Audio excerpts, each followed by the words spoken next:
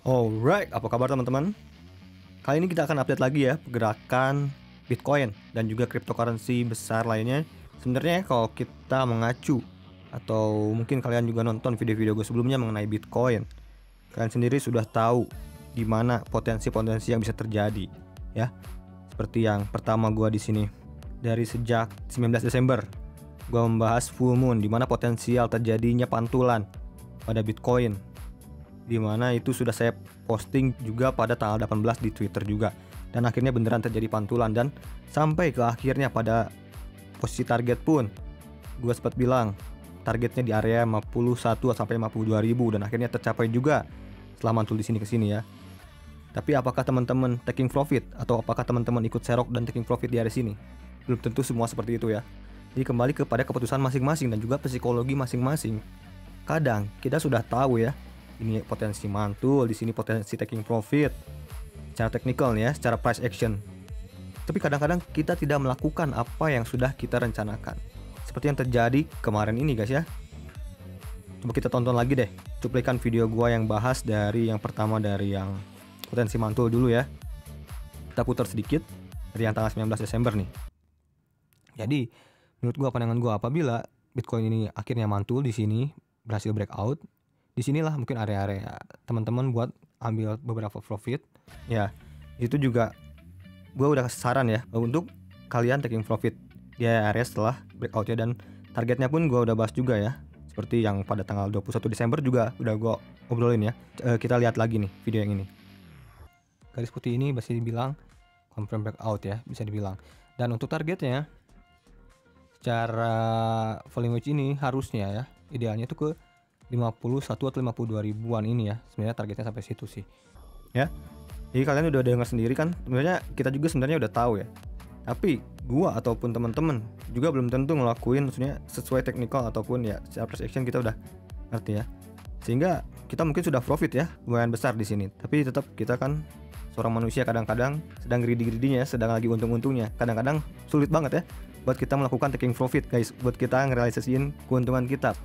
Selanjutnya di gimana nih? Kita akan bahas dari apa yang gue postingkan juga di Twitter ya, beberapa skema yang gue postingkan itu maksudnya apa gitu ya. So langsung aja kita bahas, let's go, gas bro.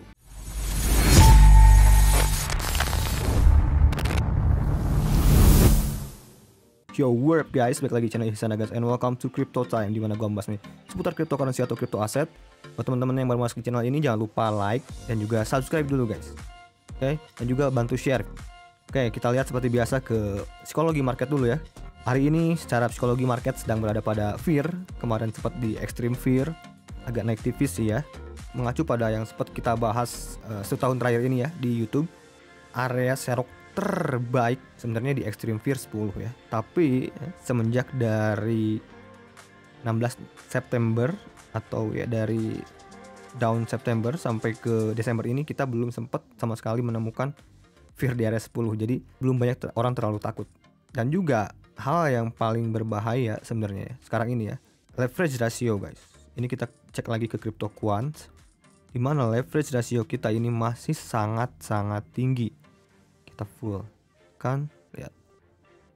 Dan ini berpotensi adanya check out atau deleveraging, membuat banyak retail atau para trader kena likuidasi ataupun kena stop loss ya, karena ini over leverage bisa dibilang guys. Lihat, kalau kita bandingkan dengan dari awal tahun aja sampai ke hari ini ya, bisa dibilang berada pada all time high ya. Jadi sangat-sangat over leverage. Jadi orang-orang sangat-sangat greedy main di margin trade ya, menggunakan leverage. Jadi ya kalau bisa kalian kurang-kurangi ya, bahaya guys.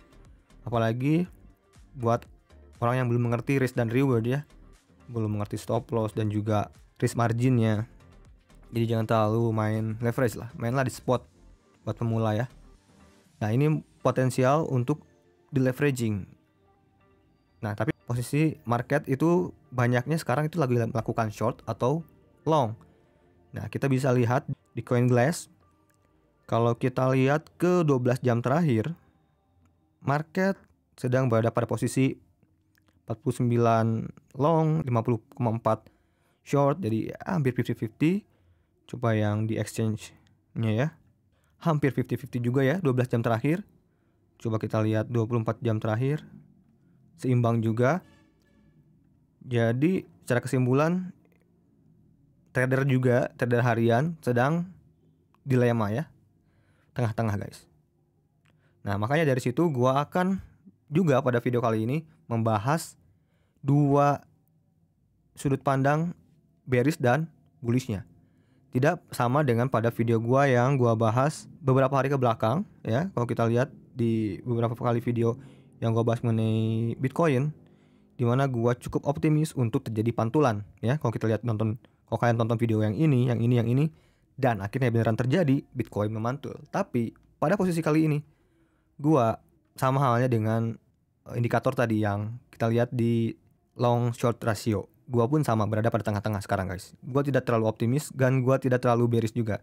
Jadi, nah seperti yang gua bahas di Twitter ya guys ya. Sini nih ya. Dari mulai yang USDT dominance. Dimana ini USDT dominance sekarang menguat ya guys ya. Sehingga market kekurangan likuiditasnya. Market kripto kekurangan likuiditasnya. Yang dimaksud jadi banyak yang dicairkan menjadi USDT atau stablecoin. Dimana itu ya mempengaruhi pada market yang semakin landai.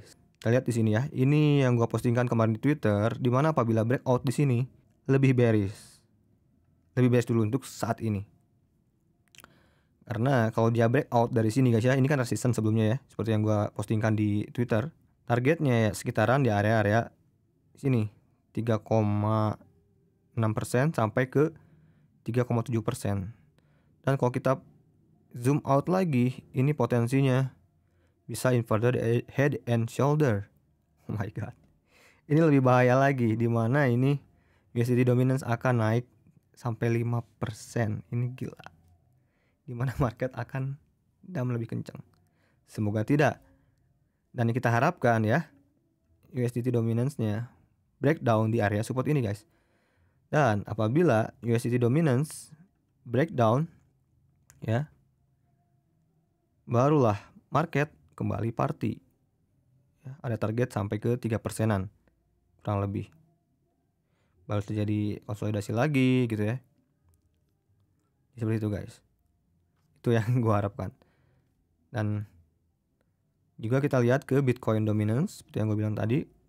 Sampai sekarang Bitcoin dominance belum juga breakdown, sehingga menambah kekuatan penuh untuk altcoin, dimana likuiditas masuk ke altcoin dan Bitcoin dominance kekurangan likuiditasnya atau kekurangan attentionnya. Dan ini kan juga semakin nampak sebenarnya. Tapi yang kita butuhkan konfirmasi breakdown di area support kurang lebih 39,93% nih guys ya. Ini ya support terakhirnya. Apabila breakdown dari situ, ini akan oke banget buat altcoin. Jadi pengaruh Bitcoin akan tidak terlalu besar, semakin tidak terlalu besar maksudnya. Kalau sekarang ini kan Bitcoin gerak, market ikut gerak. Jadi gitu guys. Karena dominasinya sangat besar ya, 40% itu cukup besar. Ya, tapi tidak sebesar juga tahun-tahun sebelumnya sebenarnya. Kita harapkan Bitcoin dominasinya breakdown, tapi di sini ya, kalau kita lihat, kita zoom lagi, takutnya ini membentuk double bottom di sini guys. Dimana apabila double bottom di sini, wah, dominasinya semakin kuat. Nah kalau kita lihat sekarang ya, Bitcoin dominance, kalau kita lihat time frame 4 jam ini ya, kecil ini ya, dia juga breakout dari downtrend mininya ini. Dan ini juga berpotensi untuk double bottom. Jadi ya disinilah kegelisahan ya, maksudnya kegalauan gua juga di posisi kali ini, beda dengan video beberapa hari lalu. Karena ini takutnya Bitcoin dominance-nya menguat. Karena kalau menguat ya kan seperti kalian yang sudah tahu mungkin ya, maka skemanya seperti ini. Secara Bitcoin dominance cycle, dimana apabila Bitcoin dominance-nya naik, maupun itu Bitcoin-nya naik ataupun harga Bitcoin-nya turun, ini pengaruh terhadap altcoin ini cukup buruk ya, kurang bagus. Tapi apabila Bitcoin dominance-nya naik dan Bitcoin-nya sendiri stabil, ini kayak pergerakan hari ini mungkin ya, ini juga ya altcoin stabil juga ya kalau kita lihat-lihat hari ini. Nah, yang kita harapkan nih Bitcoin dominance-nya decrease nih, turun guys. Sehingga ya potensial untuk altcoin ini cukup baik, bisa increase ataupun stabil ya. Tapi kiranya tidak terjadi dump ataupun decrease ya. Jadi itu yang kita harapkan, Bitcoin dominance ini menjadi harapan untuk dump terus-menerus. Nah, sekarang kita lihat ke pergerakan Bitcoin dari apa yang gua perlihatkan di Twitter kemarin. Kemarin kan gua sempat tweet ini ya.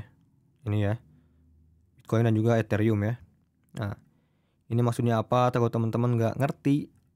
Dimana ini ada support dan resistance ya yang gua maksudkan di Twitter itu. Sebenarnya sama aja. Postingan kemarin sampai sekarang pun intinya sama aja. Dimana begini ya. Bitcoin apabila mampu mempertahankan support yang sekarang yaitu di area di atas 45.000 ya potensial mantul ya ke area-area setidaknya naik 7% maksudnya di sini ya. Kalau dari sini dari 45.000 sampai ke 48.000. Di sini ada resistance lagi. Karena ini pembentukan dari resistance itu maksudnya. Dan apabila breakdown dari area support di 45.360 ini potensi turunnya sampai ke area 41.000 atau turun sebanyak 9%. Itu maksudnya apabila breakout dari resistance 48,86 ini potensial mengetes lagi area resistance di 51.000, yaitu sekitar naik 15%-an ya kalau dari area sini ya, dari 45.000-an kemarin. Itu maksudnya. Jadi kalian bisa pertimbangkan secara resiko dan rewardnya seperti apa gitu. Dan juga kalian bisa menentukan sendiri stop lossnya di mana gitu yang kalian pengen trading. Dan buat kalian yang suka trading ya kalian bisa gunakan Binance juga bisa guys. Kalian bisa menggunakan referral gua guys. Sehingga setiap kalian trading itu kalian mendapatkan fee potongan 20% itu selamanya sepanjang masa. Jadi kalian pakai link referral gua. Jadi silahkan linknya di bawah atau kode referralnya di bawah di deskripsi. Silahkan gunakan itu. Jadi free guys, silahkan pakai aja referral gua ya. Karena kalau kalian daftar tanpa referral gua kalian biasanya potongannya lebih besar, nggak ada diskonnya kan, nggak ada diskon fee-nya. Nah, yang kedua, gua tuh postingkan Ethereum ya, karena Ethereum kan sebagai altcoin besar ya, penghuni market cap terbesar kedua setelah Bitcoin. Gua posting kemarin ini ya, bull and bear skenario untuk midterm Ethereum. Gua melihat pada posisi yang lebih buruk dibandingkan Bitcoin ya, gua sendiri melihatnya seperti itu guys. Sorry ya, karena ya sebelumnya Ethereum ini mampu mempertahankan ya bergerak di atas support uptrendnya ini ya. Selama beberapa minggu kemarin ini sempat kembali lagi ya di area, masih di area uptrend supportnya ini. Dan kemarin 2 hari lalu ya, dia patah dari support trendnya ini dan kembali ke support di area 36.065 ya. Ini adalah support paling krusial, support penting untuk Ethereum ini. Karena apabila dia break lagi dari 3.665 ini potensi lebih dalam lagi guys. Ada 2 tahapan di sini. Support pertama 3.300 dan support kedua sampai ke 2.800-an. Itu guys. Jadi kalau kita totalkan bisa sampai minus 21% ini. Terlalu luar biasa bahaya. Tapi sejauh ini pergerakan Ethereum ini masih tetap kuat ya di atas support ini. Dan apabila pergerakannya 1, 2 hari, 3 hari terakhir ini ya support, mempertahankan support kuatnya di atas 3.665 ya potensial mantul dulu sampai ke resistance di area 3.970. Itu kalau kita hitung-hitung naik ya 7-8%-an lah, lumayan gitu. Dan juga buat teman-teman mungkin yang masih punya Ethereum juga mungkin bisa mengurangi sedikit modal apabila naik ke sini. Jadi karena kan kita belum tahu konfirmasi bullishnya ya. Karena harus breakout dari 3.970 atau ya dari 4.000 lah. Amannya gitu guys ya dari sini nih.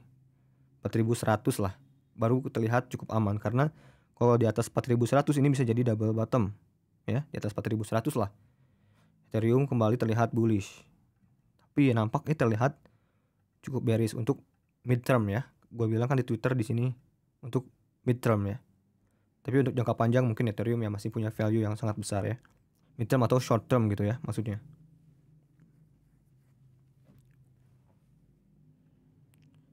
Nah, terus kita condong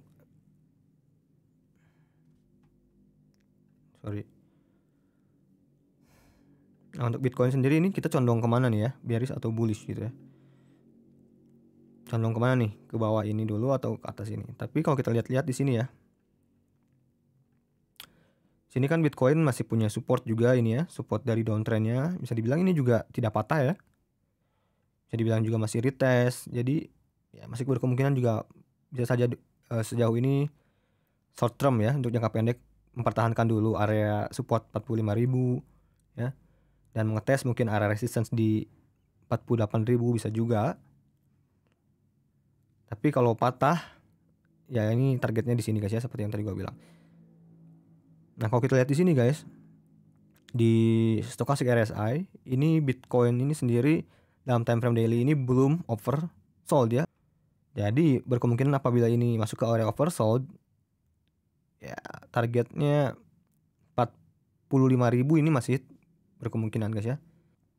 Jadi gitu guys pandangan gue kali ini ya. Sorry ini kesimpulannya tidak terlalu komprehensif karena kalian juga bisa lihat sendiri dari indikator ya. Ini potensial juga untuk oversold dulu untuk kembali mantul.